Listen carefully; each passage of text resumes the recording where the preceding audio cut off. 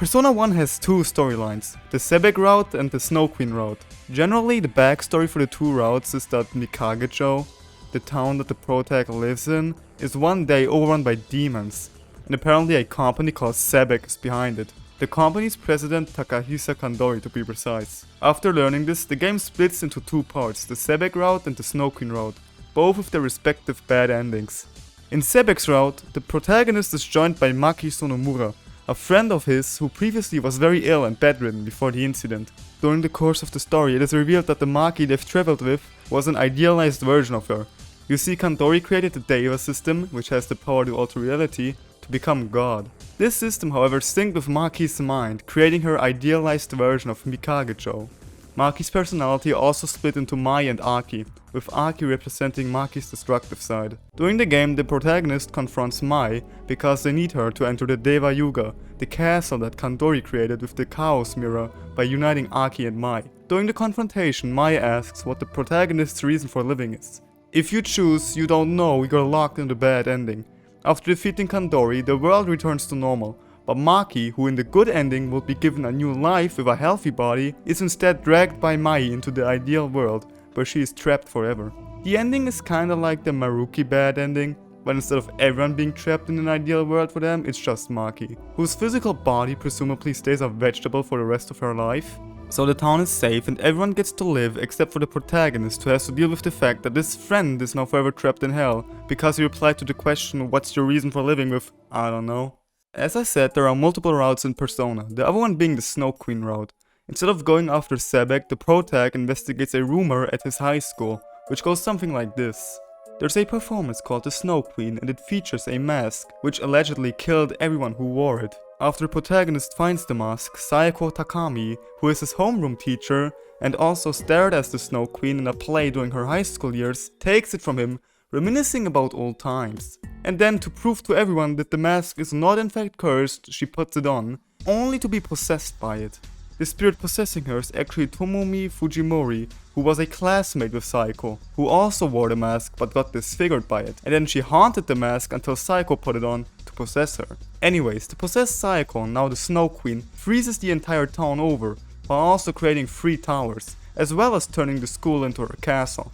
Philemon, the one that gave them the power of Persona when they performed a ritual called Persona, advises the protag that, utilizing the demon mirror, they can save Sayako by removing the curse from the mask. The demon mirror, however, was smashed by the Snow Queen, and the shards are scattered throughout the towers, so the protag has to go and collect them. The bad ending here happens if you collect less than 8 shards. Normally, in the good ending, the mirror separates Sayako from Tomomi, who turns out to be possessed by her persona, the Night Queen Asura, who wants to bring about eternal night. And after beating her up, the world is unfrozen and everything is fine. But if you don't collect the 8 shards, the mirror doesn't work and Sayako remains frozen.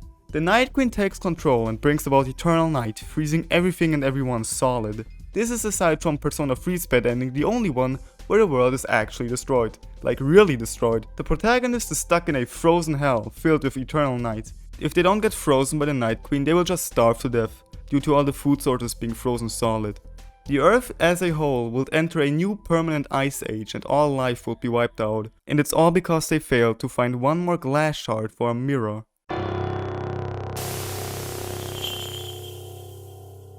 So now that the 12 Arcanas are united and Ryoji has been born, he will become the Appriser. His role being to lead Nyx towards the Earth and initiating the Fall, but before we can explain what the Fall is, let us first examine what Nyx is. This information stems from the Persona 3 Club. So, what is Nyx? Nyx is actually a celestial-sized planet eater, and during prehistoric times, Nyx crashed into the Earth, where her psyche and her body were separated. Her body became the moon and her psyche remained on Earth. However, her psyche clashed with the already existing psyche of the early life forms on planet Earth. Thus, life evolved in a way that would seal her away, creating shadows and the collective unconscious in the process. This means that the fall entails Nyx's psyche and her body rejoining.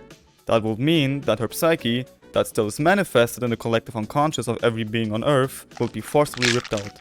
Then, as her psyche begins to rise up to rejoin with her body, which is the moon now, the moon will follow and begin descending upon the Earth, which we can actually see happen in Persona 3, where during the final battle, humans start turning into shadows, and the moon starts descending as her avatar's body is sucked up into her celestial body. In the true ending, the fall is only prevented by the protagonist following her avatar into her core and surrendering his life force to seal her away. But the purpose of his seal is not actually to keep her away, but instead to keep humanity's wish for death, which has been given form in Erebus, from reaching her. Now that we know what Nyx is, we can go back to where we started. Ryoji is now remembering his role in bringing forth Nyx's arrival, but due to him being stuck inside the protagonist for a decade, he feels sorry for Cease and he wishes to offer them an easy way out. Ryoji explains to Cease who he really is. He tells them about the fall, about his role, and about how Nyx is a being that words in the human language cannot describe, basically meaning that she's undefeatable. Going into battle against her will lead to a incredibly crushing defeat, with the days leading up to the battle being spent in constant anxiety. But due to him forming a human form, he wants to spare them from even facing Nyx in the first place, and save them from spending the rest of their lives in constant fear. He offers them to let them kill him. This would not save them from the fall, but only delay it. However, it would erase Tartarus, the Apathy Syndrome, the Dark Hour, and all of their memories. That would grant them the ability to look forward towards the future with optimism, and when the fall happens, they wouldn't even realize. Everything will just disappear from one second to the next. Ryoji tells them to consider this, and then he leaves. And now they have until the 31st of December to make a choice. And the days after this reveal, the Cease team actually sinks into a depression, which we've never seen in the game before. They don't know how to cope with the fact that everything they did was for nothing, and they believe that they cannot change fate and that their lives are over basically. But on the days leading up to the promised day, they start realizing that even if Nyx cannot be defeated, they would rather die trying in battle than taking it all and running away. Because after everything they've been through, running away will truly undo everything they did. Now it's the 31st of December and Ryoji arrives. He asks them if everyone has come to make a choice, and then he goes up to the protagonist's room. They all have one final talk where they unanimously agree to face Nyx, and Mikoto goes up to his room to talk with Ryoji. During their conversation, they are alone, which is what Ryoji also points out, and so he gives him his choice: face Nyx or give up. When Mikoto first declines and tells him that he wants to fight Nyx, Ryoji transforms into his true form. Should Mikoto now accept the offer, Ryoji thanks him, expressing his happiness over meeting him, and Mikoto readies his evoker, summons his persona, and kills Ryoji. The moment Ryoji dies, everything flashes to white, and the memories of everything are wiped away. The time then skips to one day before graduation day. Mikoto, Junpei, and Yukari are walking to school together. They've completely forgotten everything that happened the past year. They don't remember the time they spent together, or even meeting Koromaru, or Ken, or Akihiko. They don't remember Shinjiro, Mitsuru, or Aigis. And she remembers everything. But we're gonna talk about that later. The next day is graduation day. During her speech, Mitsuru mentions that her father has passed away from illness, without any signs of knowing that this isn't true. The graduation day ends and the trio decides to meet up for karaoke. During karaoke, everything seems great and happy and wonderful, and then, yeah. Now, we can only speculate what happens, but I think it's pretty clear. In that moment that everything turns to grey, the fall happens. Nyx's psyche and her body conjoin and all life on Earth is wiped out. Remember when I said that Aigis remembers everything?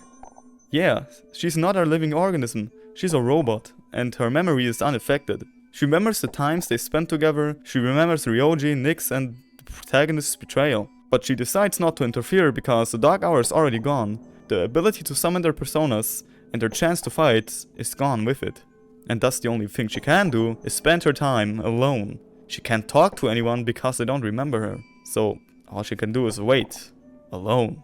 What makes all of this worse is that over the course of the story, she kind of became human, at least in heart. Which means she probably can feel the fear. Let's speculate a bit and make everything worse. When the fall happens, it's implied that everyone loses consciousness and turns into the lost. However, this doesn't apply to Aigis, since she's a machine. So she wanders throughout Tetsumi Port Island, all alone, and all the people that she met, all the friends that she made, are dead. All she can do is wander the wasteland until her body breaks down, with her memories persisting, constantly reminding her that if they had chosen to fight, they might have been able to save everything.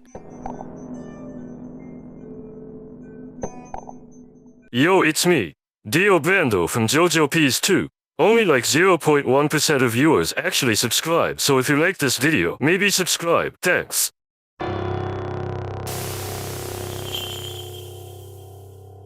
Persona 4 is a strange game. You move in with your uncle and cousin to live there for a year as your parents are living abroad. Your uncle's story is quite sad. He lost his wife in a hit-and-run accident some years ago and has been hunting for the culprit ever since. Due to his almost manic obsession over bringing the fugitive to justice, he neglects his young daughter Nanako. During your stay with the Jojimas, your uncle's story is but a small side story in the grand scheme of things. On your first day of school, a dead body appears. A killer is hiding somewhere in this town. During the game, you and your group of friends, of whom most almost fell victim to the murderer, hunt for him by going inside a world inside the television. You probably already noticed though, if you're watching this video. Needless to say, this will spoil the plot of Persona 4, so. Now, the mastermind, of course, is Adachi. He used an unsuspecting Namatame to do his bidding, and after deducing with the investigation team that Adachi is really the culprit, you move on to confront him, where he then tells you about his motives before fighting you. After you finish beating him, you then have to fight Ameno Sagiri, who is then revealed to possess Adachi, and of course is only an avatar of Izanami, the true mastermind behind the entire game. Now that's the normal ending, but you can choose to not tell your friends about Adachi. You then get the chance to meet up with him one last time. This is the ending that I want to take a close look at today.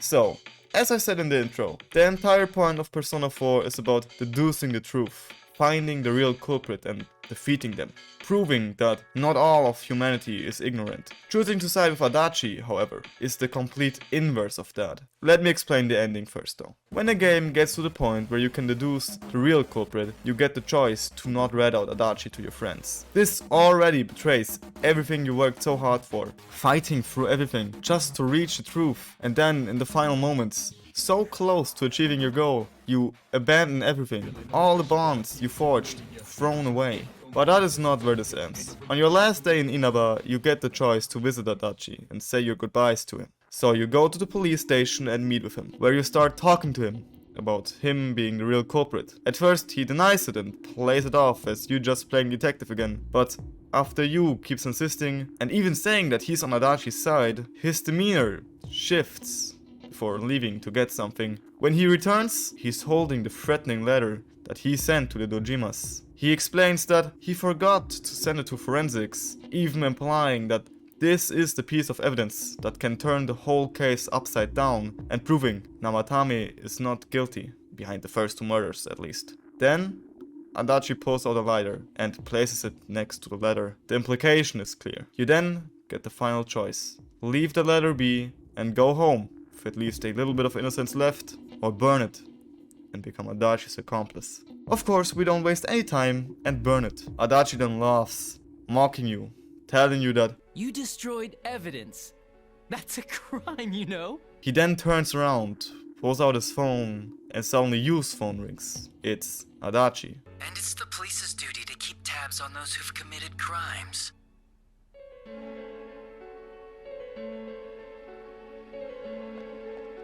If you get calls from this number, you better pick up. There's no use changing your number. Don't underestimate the Japanese police. It's easy to track you down. He then takes his leave. Goodbye, partner.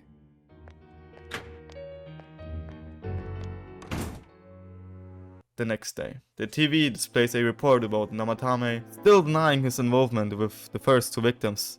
Dojima then comes up to you, lamenting about how, even though he is sure that it's Namatame's fault that Nanako is still in the hospital, he questions, is Namatame really the murderer of the first two? Narukami then goes to the train station where his friends come to say him goodbye. There is a deep fog around them. As his friends say goodbye, Yosuke, even calling him his partner, Yu knows that he betrayed them. He betrayed their trust, their friendship, and everything they worked for. The train then takes off. The friends stay behind, Teddy nowhere to be seen. After the credits play, with a mellow music that most of you should know, a scene is shown. While Yu stands in the corridor of the train passes by a strange figure. When Narukami looks out the window, he sees that it's Adachi. He clutches his cell phone before the train vanishes inside a tunnel.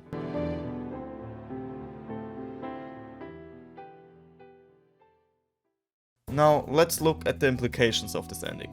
There are many things I could say, and I'll try to have them in order of the shorter things and then the bigger ones. Yu betrays his friends. Now this is quite obvious. The entire game you work together with the investigation team to reach out and grasp the truth, accomplishing many difficult tasks. Yet when everything falls into place and the case is about to be solved, Yu betrays everything. Just imagine what Yosuke and the others would feel realizing their leader has betrayed them just to save a killer. Yu is forced into being Adachi's puppet. Since Adachi could easily reveal the truth that Yu destroyed the evidence, he surely could get him into trouble with the legal system, as well as breaking the news to his friends and destroying their trust, as well as Tojima's. Having Yu's phone number also means that Adachi can easily contact him once he's back to the big city, meaning that Yu might be forced into supporting Adachi with other crimes in the future. The fog. Now, this is one of the big ones that I wanted to discuss. This also ties in with my last theory. In the normal ending, Adachi reveals that he wants to cover the world in fog and turn humanity into shadows, as by humanity's ignorance, this is what they truly wish for. Since we don't defeat him in this ending and instead side with him, the fog is still there. This implies that all of Inaba will be consumed and merged with the Midnight Channel. This doesn't stop there though. Adachi is possessed. Now, this is my final theory. After defeating Adachi, he is then possessed by Ame no Sagiri. This is the avatar of Izanami no Mikoto, the goddess of the land of the dead. As we know, she is responsible for the game taking place in the first place. She bestowed the power of Persona on both Adachi and the protagonist. Her wish was to fulfill humanity's wish, and the one that influenced the public the most was the one that would get their wish fulfilled. Now, Ame no Sagiri, as well as Izanami, revealed that she wants the fog to cover the entire world and turn everyone into shadows. Now here comes the interesting thing. Is this merely the wish of Adachi, or was he himself influenced by Izanami? Think about it. Izanami is the goddess of the land of the dead, and fusing the shadow world with the real world would only make sense to her, right? So it would also make sense that Adachi, who already despised humanity, just got a little push by her in the right direction. What I'm trying to get at is that you not only side with Adachi, but also with Izanami, thus relinquishing your role as a protagonist and proving to her that humanity longs for ignorance. In my opinion, I think this is the darkest bad ending in the Persona series. Or well, at least on the same level as Persona 3's. But all of them are kind of fucked if we're being honest. So Persona 4 Golden has multiple deadline endings as well as bad choice endings. In the deadlines, the person you need to save from the TV world will die. This includes Yukiko, Kanji, Risei, Mitsuo, Naoto, and also Namatame and Nanako. The most interesting, however, is what happens when you do everything right, deduce that Adachi is the real culprit but don't finish his dungeon in time. On the 24th of December, Naoto calls you telling you that shadows have invaded the real world before she gets overrun.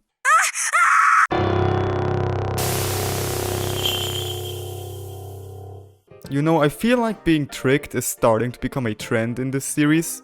The Phantom Thieves who've been fighting to change the hearts of the corrupted people to make society a better place were actually just pawns in a game for the God of Control. Yaldabaoth is the God of Control because he was born by humanity's desire for control. Simple, right? Now what actually is his goal? He wants to have the aforementioned two forces fight it out to see if humanity should be controlled or have free will. Should the conspiracy win, he will just enslave humanity, have them become absolutely devoid of emotion, drive, and anything that will inspire one to actually do something other than live in the status quo. Should the Phantom Thieves win, he will just tell them to fuck off and still start controlling humanity. What he does in-game is, whenever something happens that doesn't fit into the strict plan, he's just gonna make humanity go nah-uh. When the Phantom Thieves take Shido's heart and he admits to being a dictator, he just makes the masses love him even more, and hate the Phantom Thieves even more for making him cry. And that's what he does throughout the entire game. He makes Joker get sent to Tokyo, makes him meet the Phantom Thieves, form the Phantom Thieves, then makes him popular and then takes their popularity away. But he doesn't just rig the Phantom Thieves. The conspiracy I mentioned earlier is the plan for Masayoshi Shido to take over the gouvernement of Japan and replace it with a total dictatorship. This includes multiple people in high positions, such as the SIU director and also Akechi. Through this, the entire game was rigged from the start. So now that we know who Yaldabaoth is and what his goal is, let's set the scene for the bad ending. Joker and friends have just taken down Shido. and believe themselves to finally have beat everything only to be told nah. They go down to the Memento's depths to steal the treasure of all humanity, which is the Holy Grail, only to be confronted with something that is indestructible. Yaldabaoth now enacts his plan. He merges Mementos and the real world, creating the Clyophat world. Now that he has absolute control over the masses in Japan, he simply makes them ignore all the bones and the red sky and the blood rain, and because he's done with the Phantom Thieves, he makes them disappear by having everyone forget they ever existed. Back in the Velvet Room, Igor tells Joker that he has lost the game, and he will be executed. Caroline and Justine, however, remember what actually happened, and have Joker fuse them back together. Lavenza, now back in one piece, reveals Yaldabaoth for the fraud he is. Yaldabaoth then explains what he is and what the game's purpose was, and that the protagonist has no chance against him. He does give him a choice though. If he agrees, Yaldabaoth will return the world to its previous state and have the Phantom Thieves be hailed as heroes. Should Joker refuse, he will have to surmount the tremendous task of defeating humanity's greatest desire. Of course, the canon ending is to refuse him, unlock your friends from jail, and beat the shit out of Yaldabaoth. But what happens if you agree? Lavenza is shocked. The one she thought would be the one to break the world free is just as willing to be controlled as the rest. Yaldabaoth laughs and then proceeds to tell Joker that in the end, he could not win against his desires. But he mustn't be ashamed, he will have his wish granted. The world we find ourselves in is filled with crime, and a society that sees the Phantom Thieves as absolute justice. The news speak about an increase in various crimes, while the reaction from the people around us shows apathy. Oh, the Phantom Thieves are gonna take care of it, it'll be fine. Joker sure got his wish, now did he? Humanity is now under total control, not by Yaldabaoth, but by the Phantom Thieves. The Phantom Thieves have become the tool that enforces stagnation. Why advance and improve our society when the Phantom Thieves will take care of everything? Why have the gouvernement do anything useful when the Phantom Thieves will eliminate all bad things anyways? Why strive towards progress when the Phantom Thieves are already here? But let's be real, nobody here cares about society and other people. Let's see what the glorious Phantom Thieves that are hailed as heroes in this world actually look like. It's Joker. A Joker that's become a puppet to Yaldabaoth. All the other thieves are presumably still rotting in the Velvet Room. I mean, let me explain. In the good ending, Igor, the real one, explains to us that entities wiped from consciousness do not die. They simply are sent to the Velvet Room, which is currently in the form of a prison, until someone that has a strong enough bond with them gets to and releases them, which is exactly what we do in the good ending. But in the bad ending, there is no Ryuji, no Anne, no Mikoto, no Haru, no Yosuke, no Futaba, no Morgana, and no Queen of England. In this reality, they have never existed. Their physical bodies are presumably still trapped in the Velvet Jail, on their own. The human mind destroys itself if left in isolation. Just imagine what they are going through. They've just been erased from existence. And now they are stuck alone in an otherworldly jail with nothing. The absence of stimuli will make their brains hallucinate. Their thoughts will become irrational. Their mind will literally rot apart until there is only a shell of their former selves, never returning to the person that once inhabited the physical body. What happens to the confidants? We don't know, we can only speculate. We have seen that they are aware of what happened to the real world, so most likely they will also be trapped in the Velvet Jail, and if not, they will be controlled all the same and become mere puppets for Joker. Speaking of Joker, what happens to him? Seeing as he quite likes what happened to society, we can only infer that he too had his mind warped. All signs of resistance erased and replaced with complacency and enjoyment for the suffering that he caused. Now let's think about it. Why did he choose to accept a liar's deal? Desperation. His mentor for the past year was a fake lying to him. His friends have all seemingly died, and the world is presumably irreparably fused to mementos.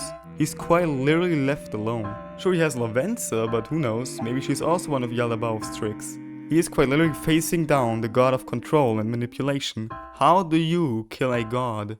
How do you know you're not currently being manipulated? And now this god, that mere moments ago was his mentor, teacher, and friend, offers him to return everything back to how it was. Not just the world, but also the Phantom Thieves. He makes it seem like his friends will come back, and the Phantom Thieves will be popular and liked again. They will finally have their place in the sun, after all they fought for. And hey, he only tricked you for a game.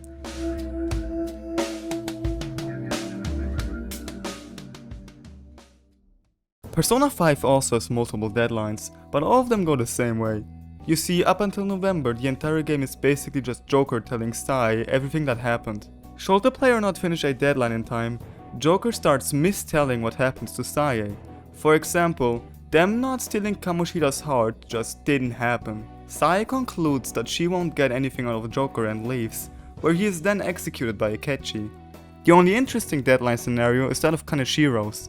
In it, the police arrest Joker because a high school girl that was taken into custody for performing illicit services had, even though she was under heavy drug influence, pointed out Joker's name to the police.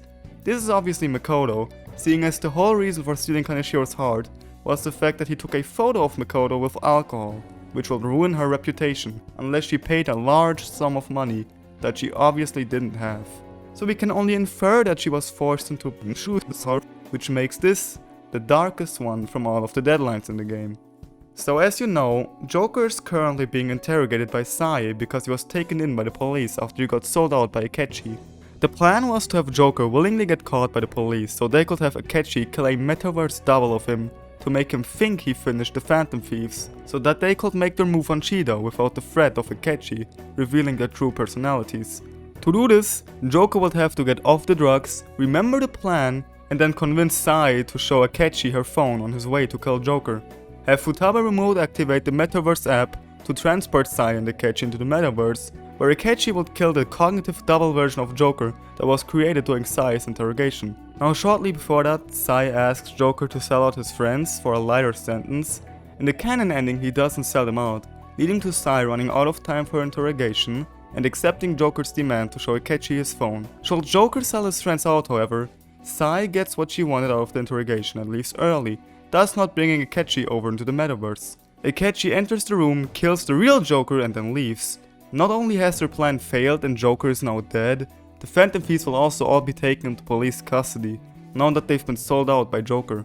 Meaning at best they will get life in jail, or at worst they will be visited by Akechi as well. This is all meaningless, however, seeing as because Joker lost and Akechi won, Yaldabaoth will take over the world and enslave everyone regardless, possibly leading to the same outcome for the thieves as if Joker had sold them out to Yaldabaoth. Just this time, they watched the world crumble and disappeared without even knowing who or what is causing it to happen.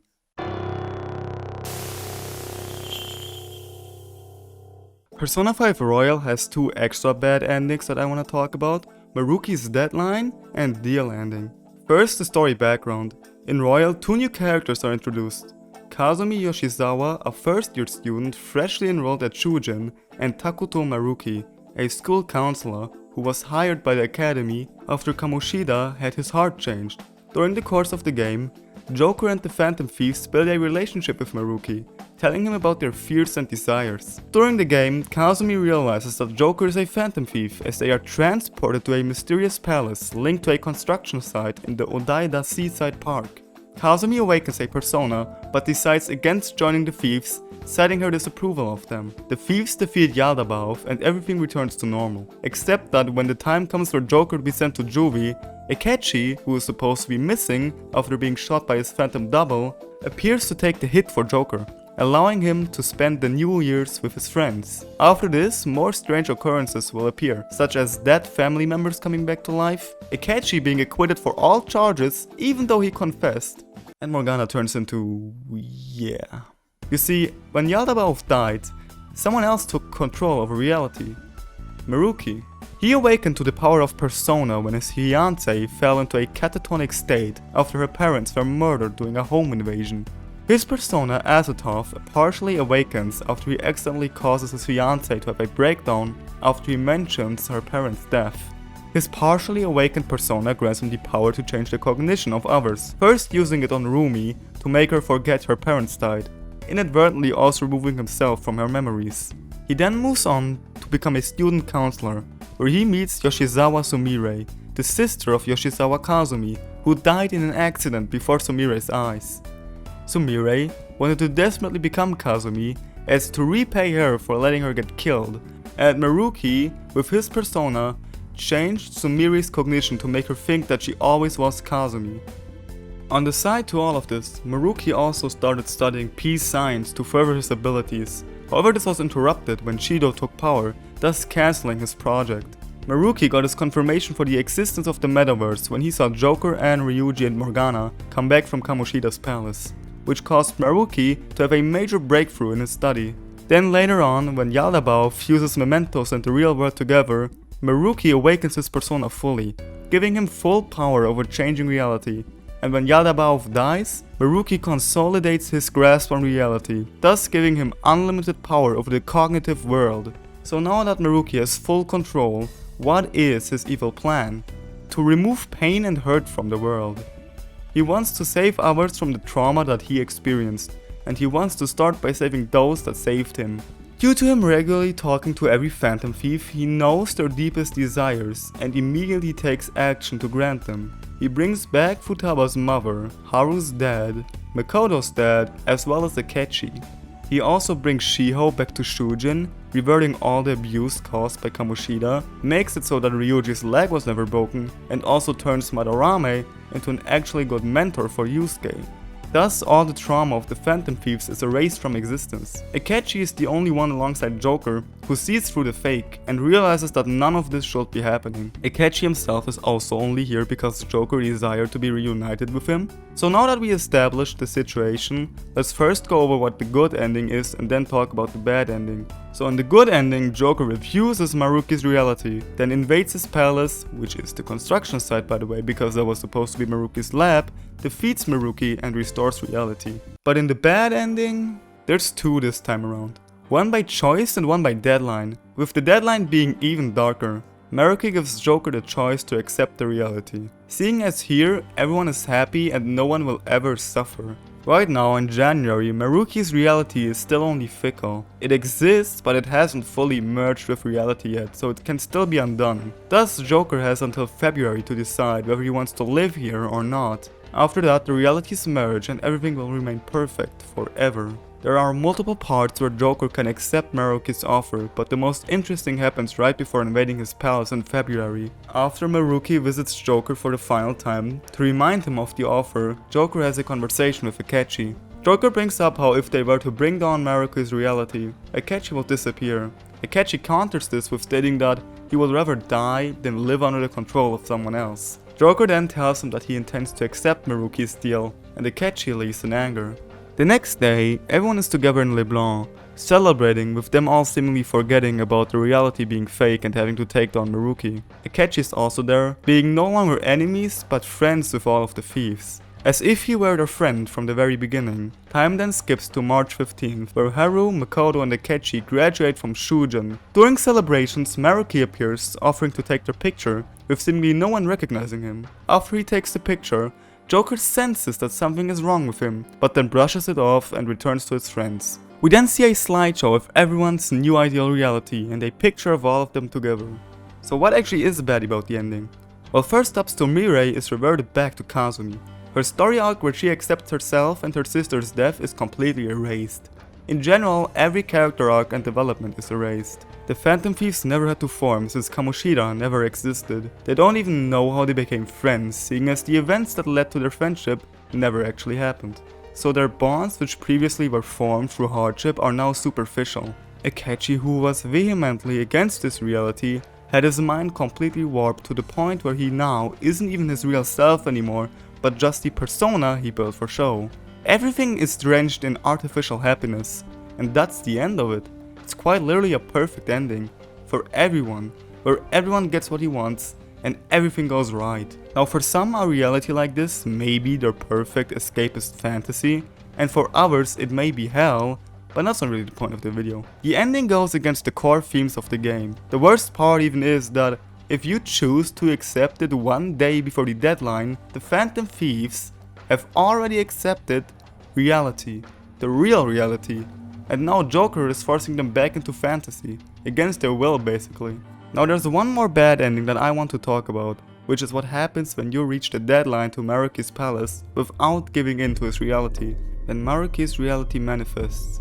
Joker is summoned in his dreams by Maruki, who tells him that it was wrong of him to force Joker to make a choice, and tells him that he will never have to carry the burden of choice again. We then see Joker being forced into eternal slumber, while the room around him deteriorates and rots away, not even Philemon being able to reach him, seemingly forgotten by everyone. What makes this ending even worse is that everyone else is living their ideal lives right now, probably with a copy of Joker in it, while the real Joker is forced to remain a vegetable for all eternity, never waking up to get up and get out there. Truly the worst ending of them all.